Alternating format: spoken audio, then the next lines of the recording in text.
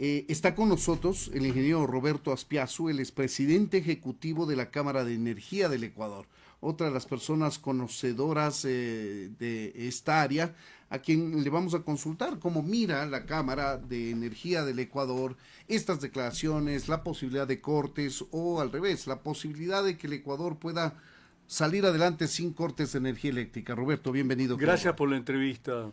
Yo pienso que la buena noticia es que este estiaje no va a ser tan severo como el del año pasado, entonces eso mejora la chance de que no vayamos a tener apagones.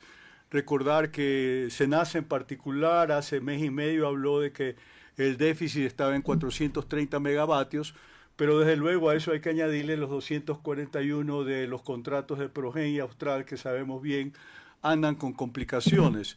En un reportaje de Coavisa, cuando se hizo el desglose de los 980 megavatios que el gobierno ha ofrecido hasta fin de año, pues la conclusión fue que el 59% de eso todavía no estaba entregado. De manera tal que sí, estamos hablando de que aparentemente ahí hay una falta de potencia, de capacidad de generación, que desde luego también se apuesta a compensarla con la entrega de energía por parte de Colombia. Pero ya sabemos bien lo que sucedió el año pasado en el sentido de que como ellos afrontaron también de manera simultánea la misma contingencia del estiaje, de los apagones, bueno, ellos no estuvieron en capacidad de ofrecernos esa energía en el momento más crítico, de manera tal de que esto se da también en un contexto en el cual hay nuevas regulaciones en el sector eléctrico a raíz de la expedición la semana pasada del decreto 32 que reforma el reglamento de la ley especial o la ley orgánica del sistema de energía eléctrica. Esa reforma atañe exclusivamente a la posibilidad de que privados puedan invertir en el sector. Correcto, la idea es abrir el espacio para tener una mayor participación en generación, en especial en proyectos de energías renovables no convencionales, pero también termoeléctricos de ciclo combinado, especialmente de gas natural.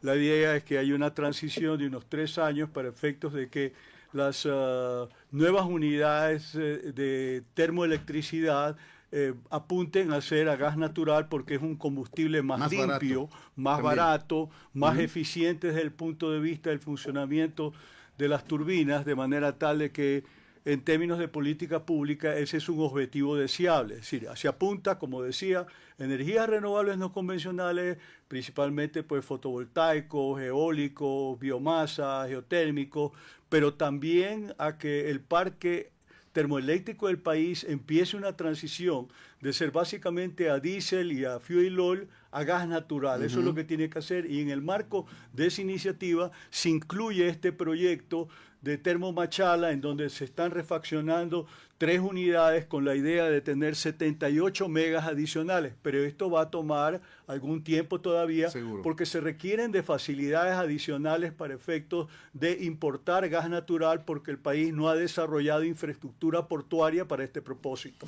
Ahora, ingeniero Aspiazu, también este decreto abre la posibilidad de inversión de lo que conocemos en transmisión a los privados. En transmisión a los privados a través de un mecanismo de switch challenge, en el sentido de que por iniciativa privada se puede hacer una propuesta a algún proyecto que no esté contemplado en el plan maestro de electrificación. Que será al sur del país específicamente, ¿no? En general hay problemas en algunas partes en lo que tiene que ver con la transmisión. Hay ciudades en Manabí con problemas de voltaje como Puerto Viejo, Manta, Chone, y localidades de distintas provincias como Guayas, El Oro, Loja, Tungurahua y Napo, para ser precisos. O sea, tenemos posibilidades. Sí, evidentemente, hay problemas necesidades, no obviamente. Solamente en generación, sino también en transmisión y distribución. Es decir, si no hay capacidad de inversión por parte del sector público, esa inversión tiene que provenir del sector privado, pero el propio esquema es muy cerrado, porque la estructura, como sabemos bien, es estatista y monopólica,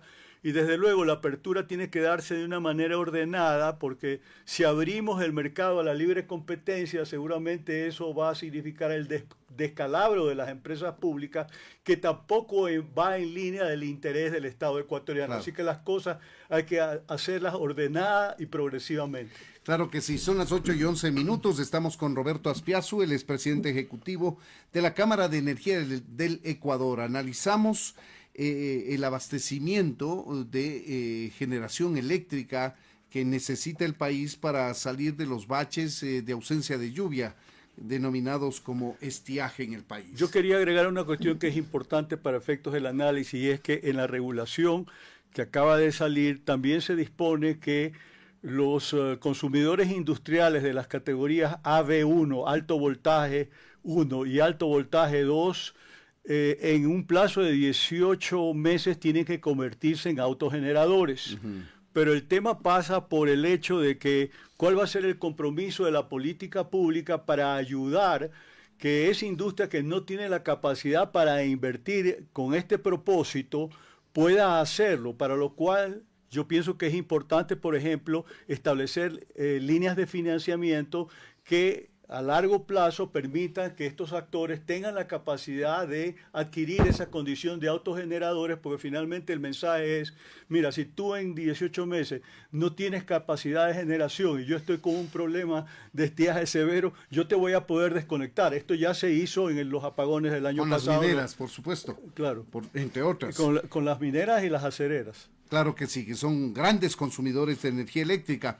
Ahora, básicamente lo que dice ingeniero Aspiazu es que debería el gobierno extender una línea de financiamiento, porque el músculo financiero de estas empresas no va orientado a generar energía, sino a su negocio, obviamente. Claro, y más o menos ahí tendrán dinero. Y ahí más o menos, para tener una referencia, son como unos 40.000 consumidores, que desde luego generan mucho trabajo en el país, y en la medida que no tienen suministro de energía eléctrica, hay puestos de trabajo que están en riesgo, y eso afecta también el desempeño de la economía nacional, recordando que el año pasado la estimación del Banco Central respecto a las pérdidas ocasionadas por los apagones estuvo en el orden de 1.970 millones de dólares, que fue un factor determinante para que 2024 sea un año en el cual el Producto Interno Bruto se contrajo en 2%. Ahora, quisiera recordar reformas que se produjeron en el periodo que completó el gobierno de Guillermo Lasso, Daniel Noboa, reformas que incrementaron de 10 a 100 la posibilidad de generación eléctrica de privados. Deberíamos ya a estas alturas saber al menos de la intención de algunos privados que, acogiendo esa reforma legal, tienen interés. Bueno, eso fue parte de las leyes antiapagones 1 de enero del año pasado y la antiapagones 2 de octubre. Lo que se acaba de hacer ahora respecto al decreto 82 es emitir una regulación en donde se desarrolla precisamente las condiciones para impulsar sobre todo proyectos de energías renovables en base a procedimientos expeditos, sobre la base de propuestas que procedan del propio sector privado, con la condición de que no estén contempladas en el plan maestro de electrificación. De acuerdo, es más o menos cómo funcionan hasta 100, no solamente los de energías renovables, sino también proyectos de generación termoeléctrica a gas natural. De acuerdo, ahora sí entendemos cómo se empata esto. Son las 8:15, conversamos con Roberto Aspiazu, presidente ejecutivo de la Cámara de Energía del Ecuador. Ahora, ingeniero Aspiazu, ¿qué pasa con Progen y con Austral finalmente? ¿Cuál es el punto de vista que tiene la Cámara que usted preside respecto a estos fallidos contratos? Sí, definitivamente son contratos fallidos, no se puede tapar el sol con un dedo. Las entregas de las unidades de Progen eran para noviembre del año pasado. La de Austral en Esmeraldas 3 en enero. Estamos en este momento cerrando junio y todavía no hay una expectativa cierta de cuándo entrarían en funcionamiento. En el caso de Progen, conocemos bien, eso ya se ha declarado por parte de SELEC una terminación unilateral del contrato y está activada una instancia arbitral, razón por la cual no se entrega información oficial respecto a la problemática específica, más allá que se conoce que ya Contraloría General del Estado concluyó una auditoría, respecto a lo cual tarde o temprano tendremos detalles. De acuerdo. ¿Y qué pasa con Austral? está con el mismo problema y sabemos perfectamente bien que hay unidades que funcionan con el estándar europeo de 60 megahercios, no de 50 megahercios, que es el sistema americano que tiene el Ecuador, en efecto, y eso determina que haya complicaciones respecto a la conexión con la línea de alta tensión. Ahora, lo que ha dicho el gobierno es que CELEC estaría en capacidad de tomar lo que hasta el momento se ha hecho, no sé, reliquidar los contratos, porque ayer lo teníamos en entrevista al doctor Calero y decía, si usted plantea comprar un vehículo nuevo, no usado, y plantea un valor, está bien, pero si en lugar de entregarle el vehículo nuevo le dan un usado, ya no vale lo mismo, habrá que reliquidar el contrato. Entonces, esto solo como contexto. Sí. ¿Cree usted, ingeniero, que tendrá la capacidad CELEC de tomar lo que hasta el momento se ha hecho en los dos contratos y completarlo directamente para hacer valer todo lo que ha caminado en el marco de cada uno de los contratos? Mi respuesta sería que eso no es claro, porque si usted declara unilateralmente la terminación del contrato en el caso de Progen, no ha sucedido todavía en el caso de Austral, pues se activa un arbitraje por las propias condiciones contractuales, pero no sé en qué medida eso permite que en este caso CELEC como parte interesada puede intervenir en el desarrollo de una planta en donde interviene un tercero y concluirla por su cuenta sin que sea objeto de que haya algún tipo de demanda de por medio que pueda generar algún tipo de obligaciones de carácter civil posteriormente. Es decir, ahí evidentemente hay una zona gris respecto a la cual no tengo toda la información, porque en algún momento que inclusive hicimos una pregunta sobre el particular precisamente al viceministro Calero, nos dijo que debido a que esto estaba en instancia arbitral no podía entregarnos la información porque tenía carácter reservado. Claro que sí, hay todavía problemas alrededor de ese tema y esas son las dudas que se ciernen sobre el sector y que nos hacen pensar que si es que nos juega una mala pasada el clima, las previsiones climáticas, pues nos veríamos lamentablemente abocados a racionamientos eléctricos que no los queremos y que queremos ser optimistas, más bien como el gobierno se ha planteado, en la posibilidad de que no hayan cortes de energía. Y hay un tema muy importante también para efectos de análisis del sector y es el hecho de que las propuestas para efectos de construir la línea de interconexión con Perú están listas o presentadas desde septiembre del año pasado y el proceso licitatorio no ha sido adjudicado. Es un proyecto como de unos 270 millones de dólares que permitirían en algún momento que Perú nos provea hasta de 600 megavatios de potencia, precisamente por razones de periodos estacionales, justamente cuando nosotros podemos tener una demanda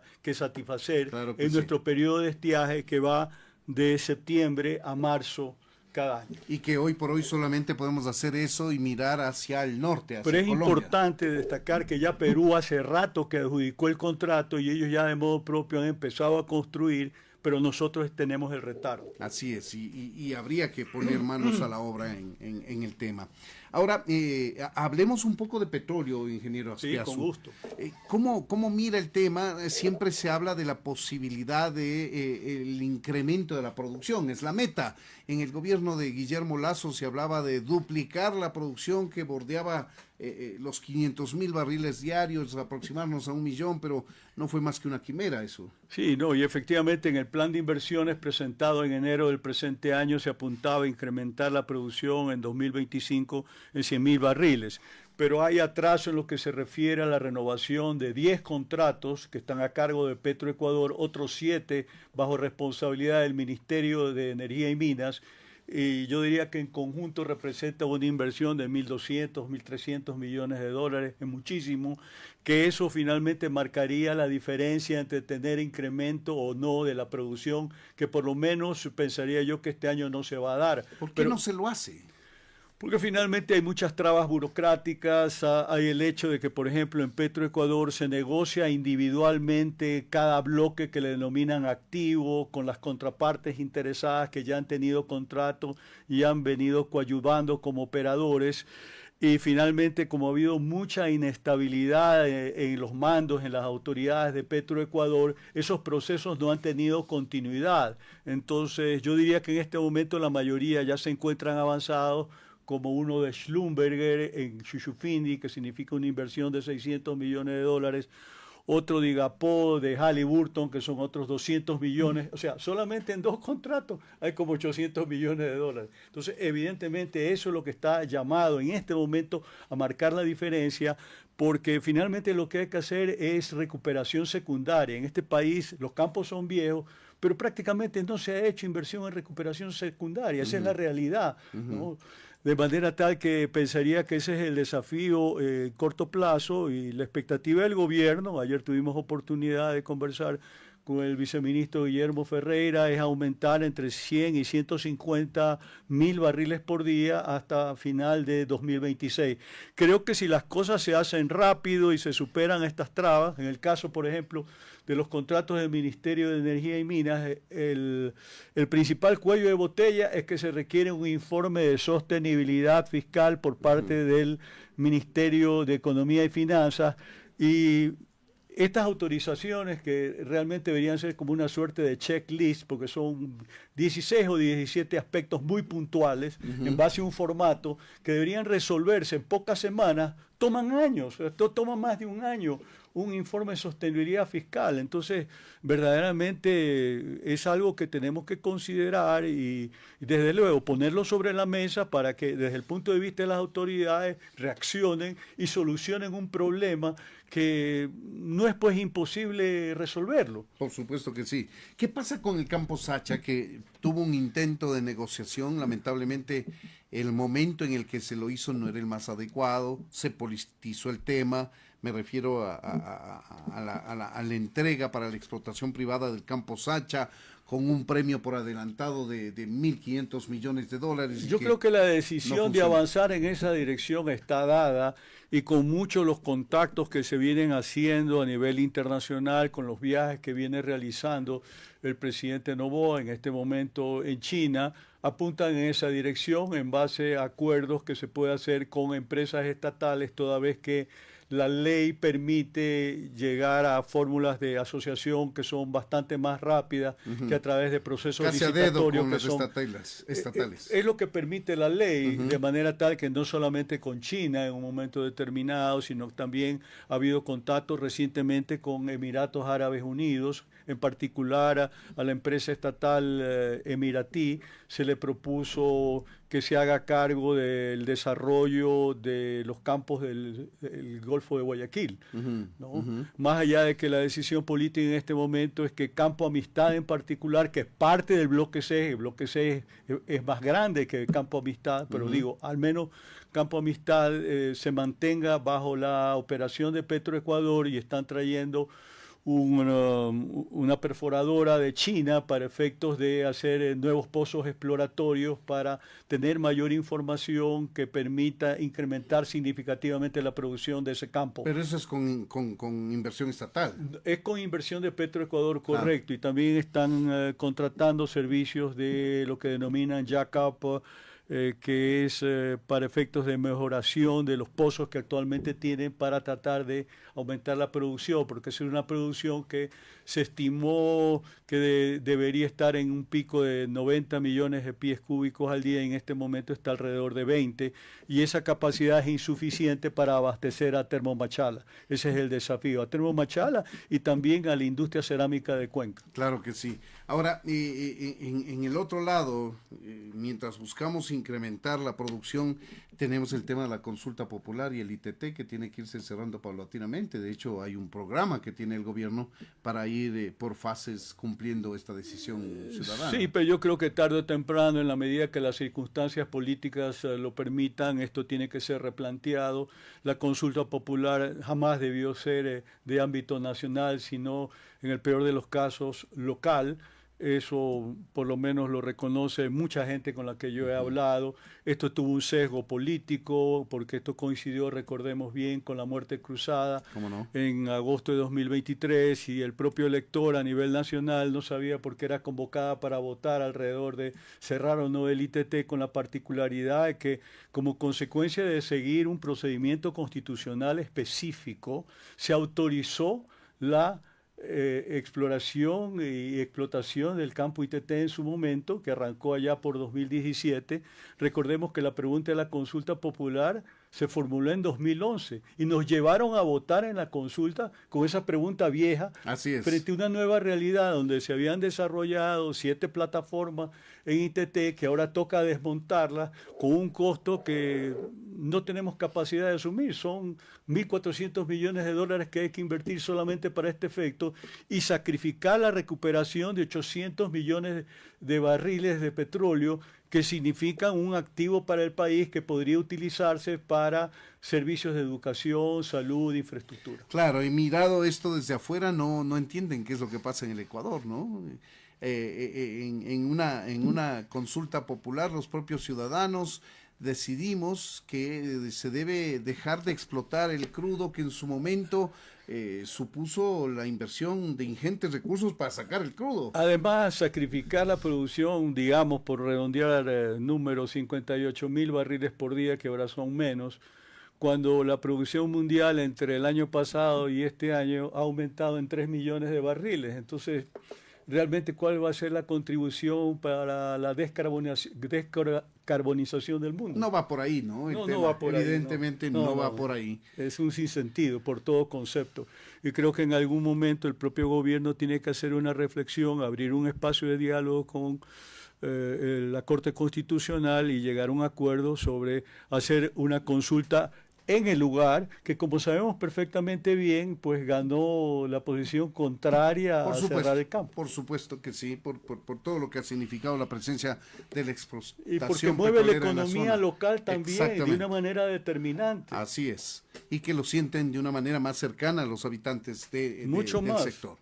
Estamos cerrando la entrevista, ingeniero Azpiazu. ¿Qué espera usted de la gira del presidente en China, en España y en Italia en ese orden? Bueno, son países que tienen un potencial de inversión, que en muchos casos ya tienen empresas establecidas aquí, los chinos y los españoles principalmente, ¿no? Por ejemplo, en el tema de energías renovables no convencionales, hay una empresa española, Equener, que está desarrollando 5 proyectos hidroeléctricos de 50 megavatios aquí cada uno. ¿Sí? Privados, esos son 250 megavatios, 2 de ellos bastante avanzados, es decir, que podrían ponerse en obra, yo diría, a finales del presente año y los otros 3 el siguiente. Y ahí hay una inversión de, calculemos, $1 millón por megavatio, son 250 millones de dólares. Y evidentemente hay el anuncio que ha hecho la ministra Inés Manzano en el sentido de otro grupo que quiere invertir 600 millones de dólares en una planta de 600 megavatios fotovoltaica, que yo creo que ese es un poco el desafío que tenemos entre manos, ¿no? En el sentido de que hay un paquete que se otorgó concesiones en 2023 que suman como 800 megavatios, pero de esos 10 proyectos que son en total, 10 concesiones, apenas una está ya en fase de construcción, que es la de Villanaco 3, 110 megavatios eólicos, y los otros están demorados por efectos de la bancarización de cada uno de estos proyectos por un lado, y también por el hecho de que se necesita garantías en lo que tiene que ver con la compra de la energía, que es uno de los aspectos que aborda también el decreto 32 al que hacíamos alusión hace un momento, respecto a establecer condiciones en las cuales las distribuidoras eléctricas tienen que establecer mecanismos tipo fideicomiso para asegurar dichos pagos. Ahí tienen ustedes, amigos, una revisión rápida, muy rápida, general del área energética, tanto en la provisión de energía eléctrica en el país desde las diferentes fuentes y el tema de la explotación petrolera siempre presente en nuestro país y que siempre hemos hablado de la necesidad de incrementar la producción y que lamentablemente no lo hemos conseguido como se ha propuesto.